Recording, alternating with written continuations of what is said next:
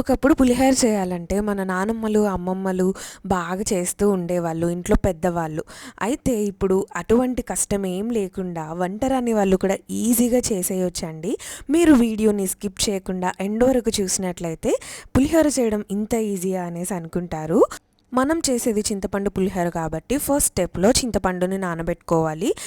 Mummy అయితే ఇక్కడ hot water పోసారు. దానివల్ల చింతపండు అనేది తొందరగా నానుతుంది. ఒక్క 20 మినిట్స్ అయినా నానితే చింతపండు గుజ్జు అనేది మనకి మంచిగా వస్తుంది.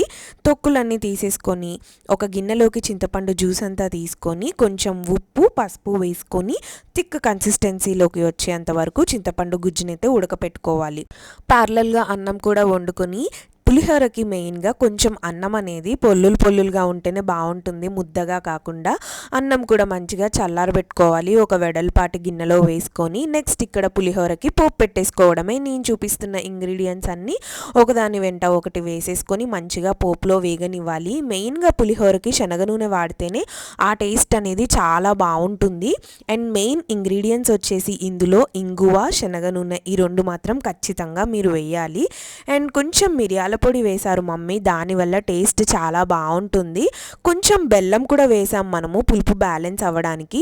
ఇలా చింతపండు పులుసుని మనమైతే చేసి పెట్టుకుంటే 3 మంత్స్ వరకు కూడా అది నిల్వ ఉంటుంది. ఎప్పుడు కావాలంటే అప్పుడు మనమైతే పులిహోరని కలుపుకోవచ్చు.